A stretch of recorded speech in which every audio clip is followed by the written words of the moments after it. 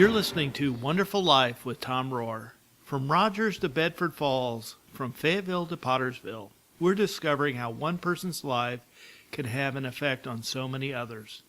My guest today is somebody very close to me, Miss Annie Rohr. Welcome, Annie. It's good to have you here. Good to be here, Dad. Why don't you tell us a little bit about yourself so our audience can get to know you? I am your daughter. I am the daughter of Tom and Therese Rohr. I have two older sisters, Katie and Mary Beth. Katie also has an extended family, but we can get into that later. Let's see. I have spent most of my life in Northwest Arkansas, but the last some years I've been living in Madrid, Spain, teaching English.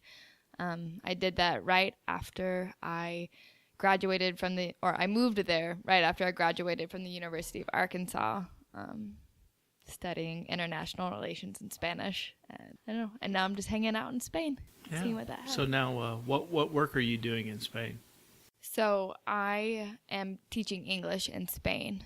I've taught at a few different schools, but I'm currently at the equivalent of a high school, a bilingual high school there. No, when you were in college, you considered doing some mission work and maybe going to Mexico or Central America. Plans change when you live life, I guess. Would you consider what you're doing in Madrid as mission work? I think it's important to comment on the going to Mexico or somewhere in Central or South America, because my plan was to go and volunteer for a year in a Spanish-speaking country somewhere in that part of the world. And then when none of that worked out, when all the plans that all the programs I applied for fell through, I applied to teach English in Spain, and everything came together. But yes, I think it was in many ways what I do is, a missionary lifestyle. I work with kids every day, and I feel like my goal with them is to have a good relationship. So it's a lot of relational ministry, getting to know my students, more so than just teaching them how to communicate in English, but actually see what's going on with them. How are they going to use English? And it's cool that what I'm teaching them is also the way that I get to know them and get to know what's going on in their lives. Yeah. So tell us a little bit about your kids. How are they the same as kids that you'd see in the U.S., or how are they different? Overall, there's more similarities than differences. Like, it's very important for them to have their friends. I think they have the same goals of wanting to be liked by people, and wanting to do well in school. I think that my students in Spain are a little bit rowdier than maybe American students are, but I think that might also just be my own personal experience of. But because you're the teacher, or really are they? What kind of rowdy things do they do? I don't know. It's hard to teach a group of 25 students all at once. That's why I always try to get groups of maybe between 5 and 10 students, because I can manage that a little bit better than the whole group where everyone wants to talk at the same time. And so I don't know what language is being spoken most of the time because it can be so loud. Sounds like they're just being kids. Yes. Yeah. Well, so you've been doing this for a while now. You're on your 5th year. Mm-hmm. What's your next move? Where do you see yourself in 3 to 5 years? 3 to 5 years ago, 5 years ago, I never thought that I would want to be a teacher, but it turns out that I actually really enjoy doing that. Originally, it was just something that allowed me to live in Spain. So in the future, I could see myself working in a school in the U.S. I really like the idea of teaching English to people because I feel pretty confident with the language, and I like working with people from different cultural backgrounds than my own. So, if I'm teaching someone English, and that means that in some way or another, we came from different places, and it's cool to make connections like that. I wish I could tell you specifically what it is I'm going to do, but when I moved to Spain, it was a matter of a Google search. I typed in teach English in Spain, and from there it went. So I'm going to just see what my opportunities are. And You'll have to keep me abreast of what you're searching for on Google. So yes. Exactly. who knows where that'll lead you. Yeah. Hey, you got to do something really cool in Spain, be on a show. A lot of people watch the show House Hunters. You actually got to be on the show International House Hunters that I know quite a few people around here saw that. Can you tell us a little bit about that experience? When I talk about this, I always say spoiler alerts for the diehard fans. So I lived with a girl named Megan my very first year. Well, the first couple of years I lived in Spain. She's from Wisconsin and is also a big House Hunters fan. We met through the internet, through different mutual friends, and it worked out really well for us to live together. Anyway, before she moved out to Spain, she messaged House Hunters just to see, if I think just on a whim, saying, hey, I'm moving out to Spain. Come follow my adventures.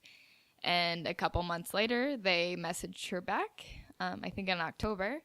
And then in February, we recreated our house hunting experience, or I guess our flat hunting experience, which was really cool. So we spent 4 days and we looked at we looked at 3 flats, including the one that we were already living in. So it's the biggest spoiler. But the show tried to imitate and recreate our actual flat hunting experience to keep it as real as possible. So in the end, did you discover you chose wisely when you picked your place? I think so, yeah. The 2 other places that we looked at were nice, but at the end of the day, I love the flat that we moved into and that I currently still live in. Very good. All right. Well, Annie, are you ready for our famous lightning round? Yes. We're going to ask a couple questions so people can get to know you a little bit better. Okay. First question. What food do you crave when you're in Spain and you cannot find it? I crave, that's easy, Slim Chicken's chicken strips. I think it's a Northwest Arkansas chain. Maybe Oklahoma and Texas are getting a few. But just really good chicken is hard to find in Spain. You can find imitations, but it's not on the same level. So chicken in general is not on the menu over there? No, just different types. It's different than the crispy greasiness of a good chicken strip with the dipping sauces that you can put it in. It's so tasty. For KFC is a thing in Europe, and it's actually not too bad there, but it's I don't know, there's something about it. It's not the flavor isn't on par as I would like it to be. It's hard to beat Slims, isn't it? It is hard to beat Slims. Okay. Second question. What's the favorite place you've visited in your worldly travel? I've been fortunate to visit a lot of places, so this question is hard. I've never been to any place I didn't like, but I think the 2 countries I like the most, or that I always feel the most, excited about going to, are Italy and Scotland. Just every city I've been able to visit, and both of those has a certain charm to it. Are there different things about those places that you like, or are they similar in what you like? Well, they're fairly different, especially when it comes to weather. So I've only been in Scotland. I've only been to Scotland in the summer, and it's, on a good day it'll be 60 degrees Fahrenheit, so it's still pretty chill. So you get out of the heat a little bit. You get out of the heat, but, the countryside is just green and lush, and there's so many different coasts with castles on them, so it has a certain magical quality to it. And Italy is just, the country itself is beautiful, and there's so much culture and history there, and the food is delicious. But I think one of my favorite things to do traveling, I've I don't know, if you ever get the chance to take a train along the coast of Italy or just throughout Italy, it's just beautiful. And so I think I just get lost in thought. Oh, very good. Yeah. Okay. So we know that you're fluent in Spanish. Can you dream in Spanish? I think I can dream in Spanish. I honestly don't dream that often. But Spanish, I think the biggest thing that Spanish has just become a part of who I am. There's certain times when I'll be speaking in English and I have the urge to respond in Spanish just because the thing that I want to say, the Spanish word or expression captures the emotion better. So I'm tempted to do that. It's just kind of cool to see the different details and isms that the language captured that's different from English. You know, it's in addition to anything taking away from the other. Yeah. All right. If that makes sense. It does. Well, Annie, we appreciate you spending time with us today and giving us a little bit of your time while you're back home. Yeah, my pleasure.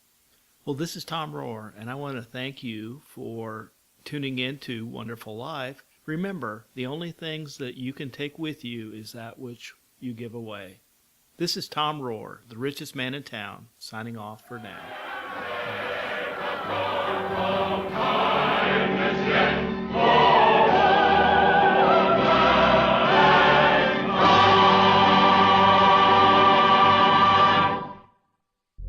You're listening to the Padua Podcasts Network, PaduaMedia.com.